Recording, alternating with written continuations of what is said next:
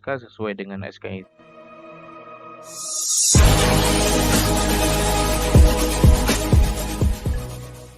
Baik, Assalamualaikum warahmatullahi wabarakatuh. Selamat bertemu kembali sahabat semuanya. Dalam hal hari ini kita juga akan mengupas mengikut dengan MIS 4.0 khususnya bagi lembaga pondok pesantren, MDT dan LPG. Namun hari ini ada hal yang ingin kita berbagi informasinya. Yang pertama adalah menyangkut nantinya akan kita kupas menyangkut profil kelembagaan. Jadi teman-teman, sahabat semuanya yang terkendala dalam menginput profil kelembagaan, maka dapat mengikuti tutorial yang saya berikan. Cukup 5 menit sahabat semua, insya Allah ini semua akan selesai. Yang pertama mungkin langsung saja kita mengisi dulu terlebih dahulu adalah alamat emailnya. Email kita login untuk MBIS-nya seperti yang per satu kemarin sudah saya berikan cara mendaftarkan akun MBIS-nya. Setelahnya kita langsung masuk. Saya bukan robot melanjutkan login. Nah, tampilan login akan berubah seperti ini dan diarahkan kita pada halaman dashboard awalnya. Untuk yang fokus pada kita melakukan updating data pada hari ini adalah fokus kita pada data di kelembagaan sahabat semua. Di poin ini, di kelembagaan ini, di sini ada tercantum namanya profil. Nah, di profil ini kita lanjutkan, di profil ini kita klik, langsung kita diarahkan pada profil lembaga. Nah, di sini tentunya ada beberapa hal yang perlu kita persiapkan sebelum profil kelembagaan ini akurat untuk kita laporkan. Salah satunya adalah itu teman-teman sebelumnya harus menyiapkan dulu yaitu MPP lembaga, buku rekening aktif lembaga, alamat website lembaga itu bila ada, opsional, itu nomor telepon aktif dan juga email aktif. Mengetahui tahun pendirian lembaga. Ini bagian yang sangat penting sahabat semua, karena mengapa data yang kita cantumkan ini adalah data menyangkut dengan identitas yang saya sebutkan tadi. Jadi semua identitas ini akan dilaporkan dalam profil kelembagaan. Dan di sini pun jelas dapat kita lihat secara seksama. Di profil lembaga tercantum yang pertama adalah identitas lembaga. Nantinya setelah ini selesai, maka diarahkan kembali pada lokasi. Lokasi ini juga diisi, setelahnya akan diarahkan lagi pada galeri foto. Foto pun juga diisi, nantinya dokumen perizinan. Ya.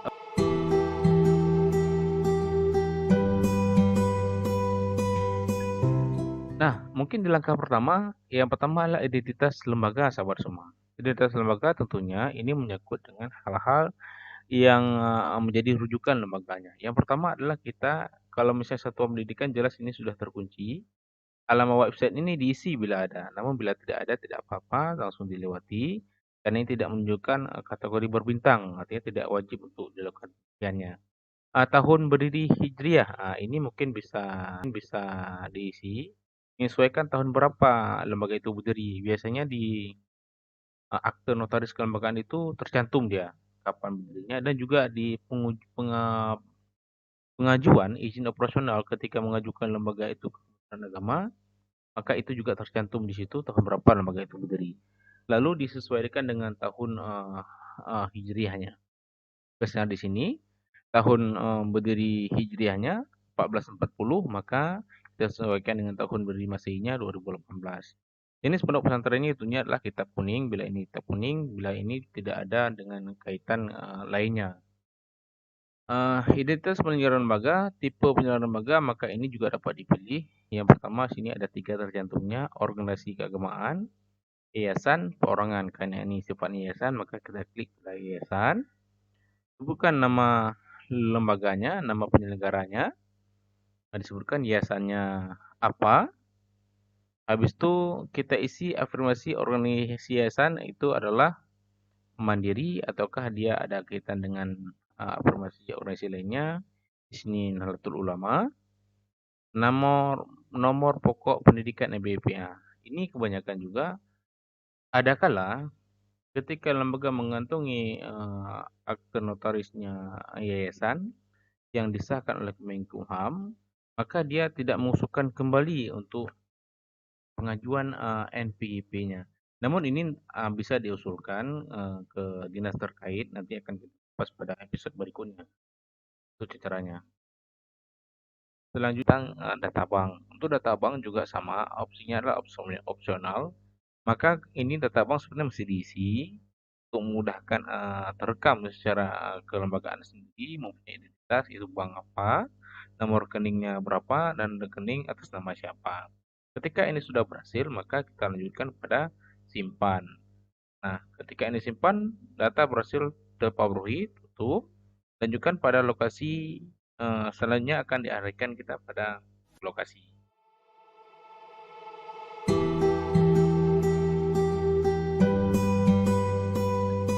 Namun, untuk selanjutnya di profil lembaga yang perlu kita lakukan adalah kita melaporkan lokasi. Di menu lokasi ini ada beberapa hal yang menjadi catatan bagi kita semua untuk melakukannya. Yang pertama adalah khusus untuk alamat lembaga, alamatnya ini sudah terekam secara otomatis. Namun ada caranya. Di sini kan banyak terdapat terlihat secara jelas ini di RT, RW, desa, kelurahan. Ini masih kosong, sahabat. Nah, ini kan jelas. Kita tahu desanya alamatnya desa di sini sebut Sesentum, Desa Semantu, Kecamatan Poinian, Kabupaten Jaya. Namun di desa di bawah ini masih kosong. Nah, di sini kan kita tidak bisa melakukan edit ataupun melakukan entry datanya. Namun caranya adalah setelah kita ketahui kecamatannya, misalnya Kecamatan Sepoinin, Kabupaten Aceh Jaya, provinsi dan kode posnya, untuk melakukan pembaharuan tersebut, ini juga tercantum Google Map-nya, tercantum juga kategori geografisnya, pertaniannya, dan wilayahnya. Namun, ini semua kan kita tidak tahu, masih kosong. Ini jelas tidak terlihat di mana letak kondisi lokasi lembaga itu sendiri. Untuk mengisi lokasi ini, maka sahabat semua dulu eh, eh, harus melakukan penarikan kursornya ke paling bawah pojok. Wah, di sini ada ubah lokasi dari menu lahan. Nah, di sini sahabat untuk melakukan improve ulang tentang kondisi yang letak sebenarnya geografis lembaga itu sendiri. Coba kita cek, coba kita langsung tesnya. Wah, lokasi dari menu lahan. Kita klik di sini. Nah, setelah ini kita lakukan klik tadi, maka langsung dia diarahkan pada edit lahan. Di menu edit lahan ini, alamat lembaga ini akan tertuang kembali. Bila ini misalnya ada perubahan nama dan bagaimana sesuaikan dengan area di lapangan, dapat diubah, alamat juga dapat diubah, tapi lebih bagusnya di alamat ini cukup mencantumkan misalnya nama jalan, sahabat semua. Nama jalan, karena mengapa? Di sini RT, RW, kalau kita di Aceh memang tidak punya RT, RW, langsung provinsi dapat dipilih provinsi apa, Aceh. Kabupaten setelahnya dapat dipilih kita kabupaten uh, Aceh Jaya. Mungkin sahabat-sahabat teman nanti menyesuaikan dengan kabupaten masing. Kecamatannya disesuaikan dengan di kecamatan tersebut. Ini kecamatannya berhubung ada di kecamatan Poinit. Selanjutnya, nah di sinilah kelurahan. Tadi kelurahan di sana terkunci, sahabat. Seharusnya ini kelurahan menunjukkan identitas desanya. Oleh karena ini sepertinya ditentukan jelas ini berbintang, tidak ada opsional, wajib diisi, tidak boleh kosong. Berarti inilah suatu ketentuan yang diisi, maka di sini cukup kita pilih klik di sini, maka akan keluar nama desanya sesuai kecamatan yang kita pilih tadi. Di sini kecamatannya adalah di desanya, maaf, desanya tadi Desa Semantu yang tertuang di. Ketika ini keluar keterangan pengguna adalah keterangan di sini juga mesti diisi, wajib diisi, tidak boleh kosong. Harus dicantumkan keterangan penggunaan lahan tersebut sebagai apa? Mandirikah, berbagi pengguna sendiri, maka ini maka dia mandiri. Luas tanah juga demikian. Untuk luas tanah ini sifatnya adalah uh, meter persegi, sahabat semua. Ini cukup dicantumkan, misalnya milik sendiri bersertifikat berapa, misalnya dapat ditentukan 1100 kali 100 meter, termasuk 100, maaf, memiliki sertifikat sendiri misalnya bersertifikat ini pada kita kategorikan 100 meter panjang dikali 100 meter lebar, maka ditentukan 1000 meter. Nah, ini cukup dibuat 1000 meter persegi, maka otomatis ini keluar. Wakaf ada tidak? Kalau ada wakaf dibuat juga dengan wakafnya. Hak guna bangunannya. Nah, kalau bangunannya bagaimana? Apakah masih tahan yang sama? Sewa juga demikian, pinjam pakai, pinjam menumpang juga demikian. Intinya semua ini adalah dikalkulasi dengan uh, panjang kali lebar, meter persegi contohnya, disediakan persegi, diupayakan masih nanti jelas cantum inilah luas tanah. Nah, setelahnya letak lahan. Di sini kan seperti katakan tadi, ini lahan di sana masih kosong. Tentu ini dapat diisi letak lahannya dengan catatannya kita arahkan dulu dari daerahnya. Setelah kita ketahui, kita coba perbesar tadi di posisi Google Map-nya untuk mencari titik koordinatnya. Di sini jelas sudah ada penentu letaknya. Nah, di sini sudah ada penentu letaknya. Cuma ketika kita geser, sahabat semua. Kita cari posisi yang tepatnya. Misalnya ini ada Puskesmas Lagen, Puskesmas Ligan. Bila letak kelembagannya dekat dengan bersebelahan dengan Puskesmas tersebut,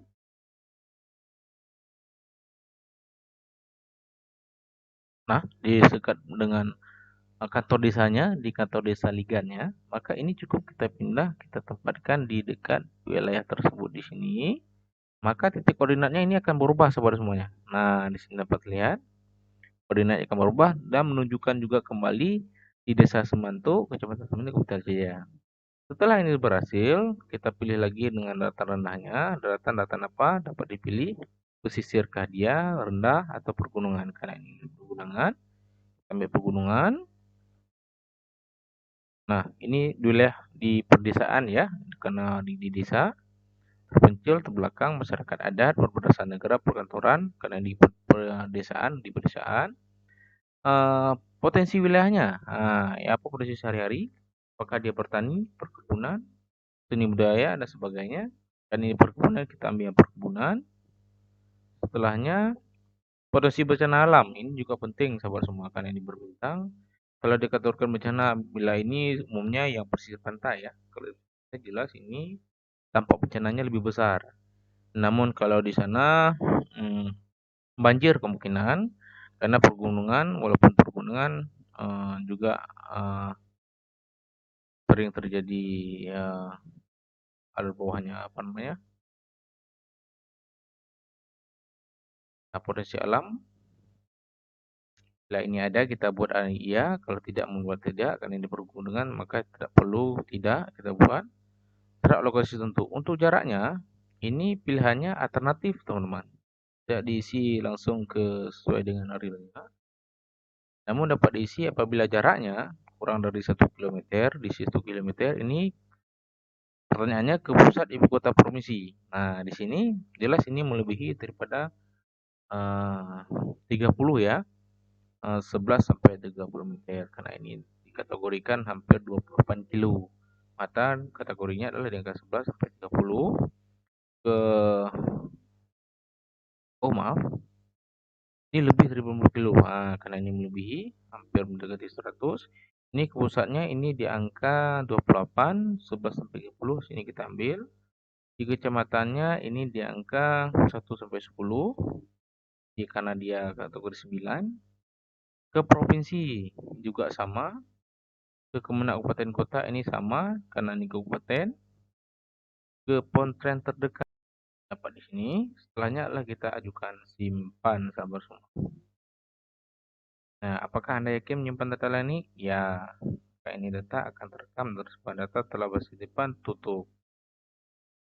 Nah, di sini sudah keluar, lahannya sudah berubah kembali, tidak menyesuaikan dengan kondisi real di lapangan, maka tentunya kita kembali pada kelembagaan tadi. Coba kita ambil lagi di profil, kita ambil di lokasi. Nah, ini sudah berbeda sahabat semua. Tadi jelas di desa Semanto ini tidak keluar nama desanya. Namun setelah kita lakukan perubahannya, nama desa sudah keluar, nama Semanto, kecamatannya juga, provinsi, dan juga letaknya. Nah, ini tadi kosong nih. Letaknya sudah berubah, sudah ada juga kondisi kategori geografisnya, wilayah pedesaannya, dan juga jarak lokasi tertentu. Ini tidak perlu dirubah lagi karena sudah kita rubah tadi, maka ini sudah dianggap sudah selesai. Langkah selanjutnya adalah kita nantinya akan masuk pada galeri foto.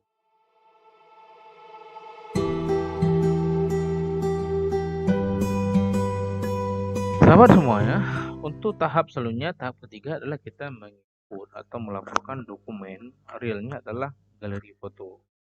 Di poin galeri foto ini, sebelum kita melakukan upload fotonya, maka kita simpan dulu, kita arsipkan terlebih dahulu dokumen-dokumen tersebut. Yang pertama adalah yang berhubungan dengan foto papan nama. Ini papan nama lembaga. Poin ini papan nama lembaga ini mesti disiapkan. Nah, ini sahabat semua, di poin papan nama ya, papan nama lembaga. Setelahnya adalah foto gedung. Foto gedung ini terlihat tampak dari depan, yang sebagaimana yang diminta. Setelahnya adalah foto kelas. Ini juga jangan lupa. Kita masih ada lagi di sini. Ini juga foto halaman. Ini perlu kita lihat ada foto halamannya, ada foto denah lembaganya, ada foto musala juganya. Juga foto musala masjid. Nah, ini mesti disiapkan terlebih dahulu agar mudah kita melakukan pengisian. Setelah ini sudah kita arsipkan, maka selanjutnya cukup kita melakukan klik di upload foto papan nama. Merupakan file yang sudah saya siapkan. Dan kita nama, ini ada sekitar 6 file teman-teman semua dengan jenis keterangan yang berbeda-beda. Ini ada denahnya, foto gedung tepat di depan, saya siapkan foto halamannya, foto masjid ataupun musala, foto papan nama pesantren, dan foto ruang belajar. Yang pertama adalah foto papan nama pesantren, cukup open. Ini akan direkam di sini. Setelahnya adalah foto gedung. Nah, tampak di depan. Ini cukup juga kita cari foto gedung tempat di depan. Perlu teman-teman ketahui bentuk fotonya kan dapat dikatakan dengan JPEG teman-teman. Nah, JPEG dan maksimal fotonya itu 1 MB, tidak boleh tempat, tidak dibenarkan melebihi. Setelah foto kelas,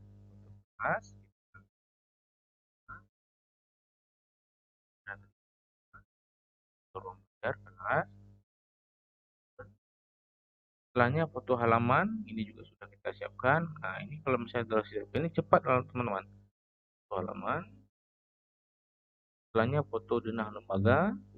Nah, ini kalau misalnya lembaga baru yang mengajukan izin operasional ini diwajibkan dengan peraturan Menteri Agama terbaru.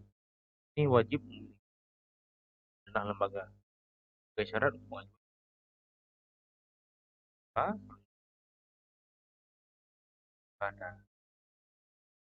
Dan ketika ini sudah selesai, maka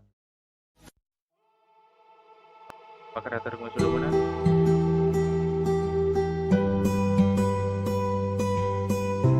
Baik, langkah terakhir sahabat semuanya untuk kita melakukan SK izin operasionalnya, yang perlu diisi adalah yang pertama nomor SK-nya ini tidak boleh kosong, tanggal SK sesuai dengan SK yang diterima, pada dicatatkan di situ, dipilih nantinya berlaku sampai dengan sebetulnya tidak ada masa berlaku lagi sahabat, cuma saja di sini masih ditampilkan, namun tidak apa. Yang mengeluarkan identitas pendirian operasional siapa? Tentunya ini adalah Kemenak Pusat, karena semua kewajiban menyangkut izin operasional ini adalah dikembalikan pada Ketentuan Kementerian Agama Pusat. Dan di sini yang paling penting, ini tidak boleh lupa, mesti kita lakukan upload izin operasionalnya. Yang direkam upload izin operasional adalah SK-nya sahabat semua. Ini mesti kita jadikan upload SK-nya, dipilih. Nantinya, setelahnya adalah upload piagam SK izin operasionalnya. Upload piagam SK izin operasionalnya. Ini piagamnya. Nah, ini piagam setelah SK diterima, tentunya lembaga juga menerima SK piagamnya. Demikian teman-teman, semoga bermanfaat. Saya percaya dan yakin bahwasanya apa yang saya sampaikan lebih jauh daripada kekurangan. Namun walaupun demikian, ini cuma kita ingin berbagi inspirasi kepada teman semuanya agar mudah melaporkan data kelembagaan menyangkut emisi 4.0. Terima kasih. Selain inspirasi berbagi, wassalamualaikum warahmatullahi wabarakatuh.